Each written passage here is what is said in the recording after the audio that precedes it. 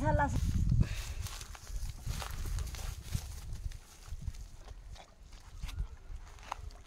ल यसरी दिएपछि बाख्राले जो खासै त्यो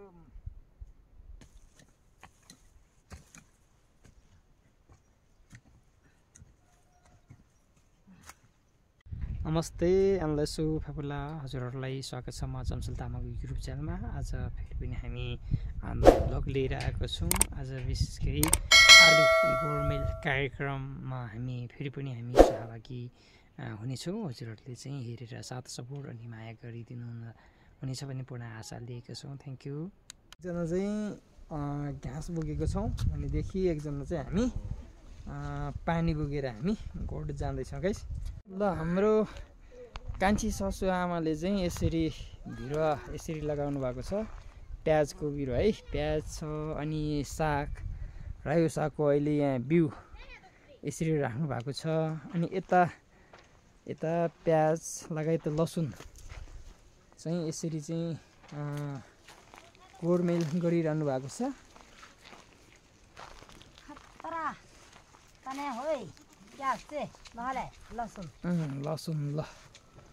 लसुन चाहिँ गोडमेल गरिरहनु भएको छ। ओला युङ लामा देंगे छन्द लुइता ल यसरी यो के अरे यसरी गर्दाखेरि तलको दाना चाहिँ एकदम ठुलो हुन्छ अरे भनेर यसरी गरिरहनु भएको छ सासुआमाले। एकदम राम्रो भएको छ है लसुन चाहिँ।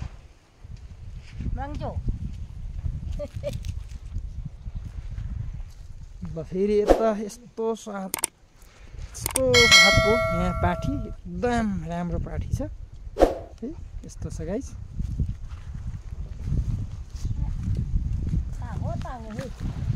यता फेरि बाख्राको गोड, भैँसी गोड यता छ है गाइस। हाम्रो कान्छी ससुआमाको भैँसीलाई दिने यो आलु चाहिँ उसिने लिएर आउनु भएको रहेछ। ल बाख्रा है बाख्रा पाख्नु यस्तो छ गाइस। ल ससुआमाले अब दाना पानी दिँदै हुनुहुन्छ अहिले।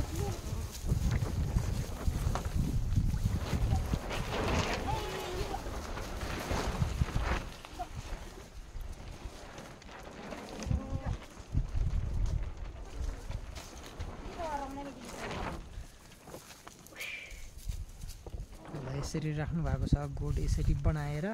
तिरपाल चाहिँ पुरै सेतो तिरपाल, माथिबाट चाहिँ घाम भित्र घाम छिर्ने गरी यो सेतो तिरपाल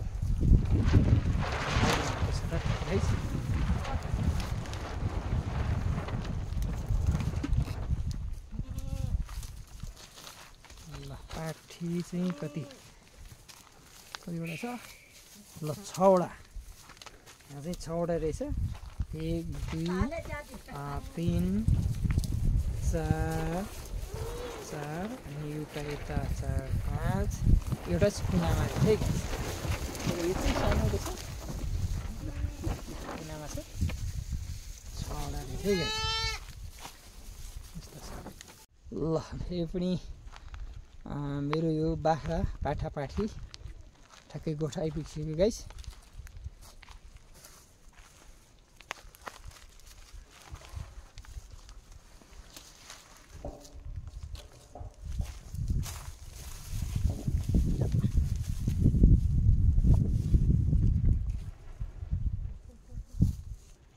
ल यो सानोलाई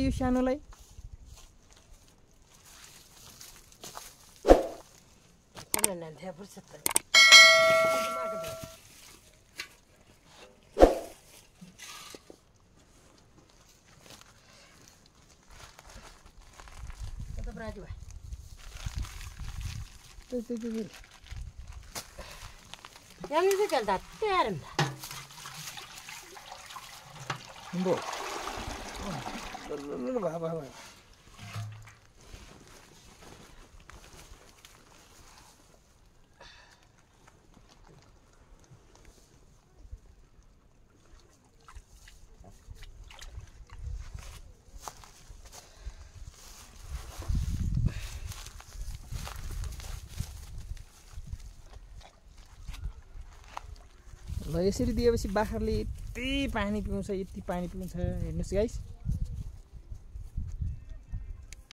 दिउँसो चाहिँ यसरी हामीले घाममा यसरी राखिन्छौँ यसरी राखिन्छौँ भनेदेखि बेलुकाको समयमा बेलुकाको टाइममा चाहिँ हामीले भित्र आजभोलि चाहिँ यसरी राखिन्छ गाइस।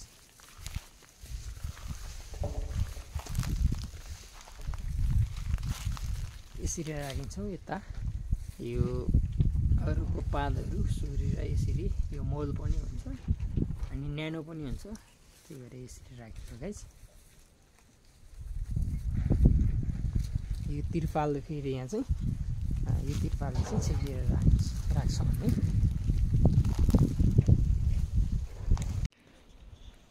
आज चाहिँ हाम्रो काम चाहिँ यो गोठको छेउमै हुनेछ, ठ्याक्कै गोठको छेउमा छ, त्यसैले चाहिँ यता आलुबारी यता छ है गाइस। मेरो गोठ चाहिँ यता है, फेरि म गोठ पनि देखाउने छु गाइस। यो ठ्याक्कै गोठ यता छ, गोठहरू सबै यता छ अनि यस्तो छ गाइस। अब हामी सुरु गर्न लागेको छौँ गाइस। यो धेरै माटो हुने रहेछ, माटो लाग्ने रहेछ, त्यही भएर मैले मास्क पनि लिएर आएको छु गाइस।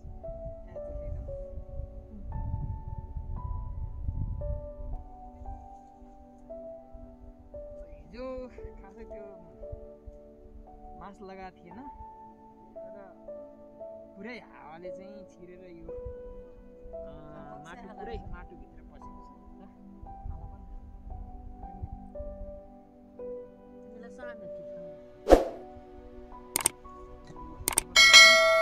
आजबाट फेरि आज पनि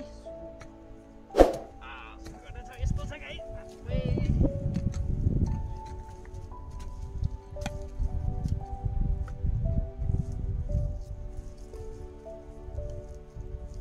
आज अलिकति सन्चो छैन, त्यही भएर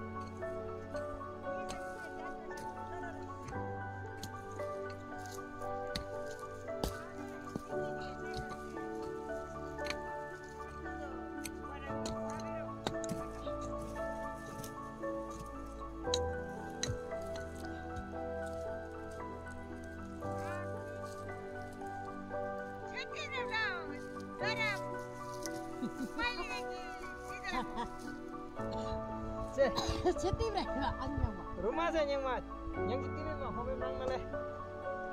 Apa yang ketiga lah?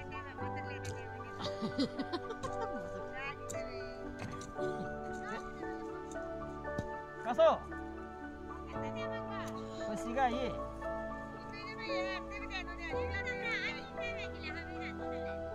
Mana hamle anjing? Hamle. Cendem ya kalau ada. Senyum ada.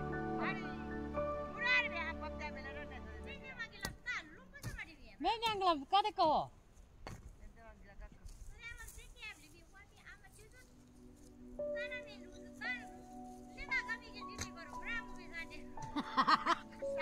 Udi lari mo. Tasi ya udah mo. Nyangla lakto maine ahli yagla. Asika. Shido mayo.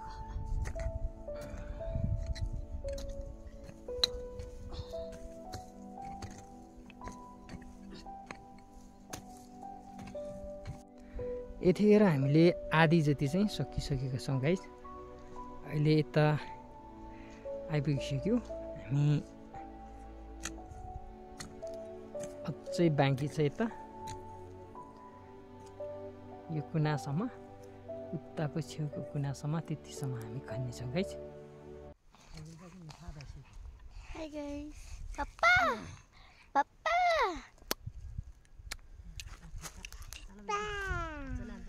Papa. Papa. Rumayan dara pari. Dari pari miruman. Bersuri na biting gayo. Kaile huni. Sangam. Aulay tadi.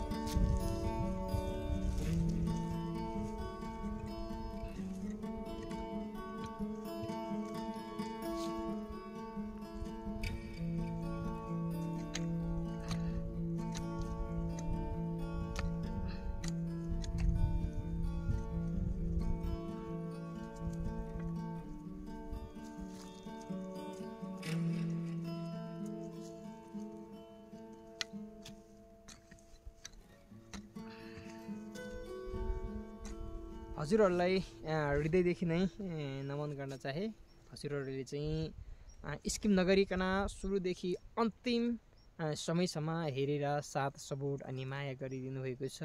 अनि अघिल्लो भिडियोहरूमा पनि हेरेर साथ support गरिदिनु भएको छ। जति पनि सम्पूर्ण युट्युब फ्यामिलीलाई विशेष धन्यवाद दिन चाहन्छु।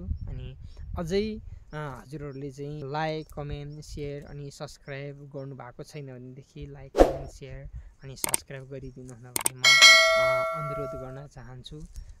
अझै कस्तो भिडियोहरू ल्याउनु पर्ने हो अनि कस्तो भिडियोहरू ब्लगहरू गर्नुपर्ने हो हजुरहरूले चाहिँ कमेन्टमा चाहिँ लेखेर साथ सपोर्ट अनि गरिदिनु हुन म हार्दिक अनुरोध गर्दछु। Thank you. आजको ब्लगलाई चाहिँ यहीँ अन्त गर्नेछु। हजुरहरूको दैनिक जीवन सुखैमा होस्। Thank you. बाई।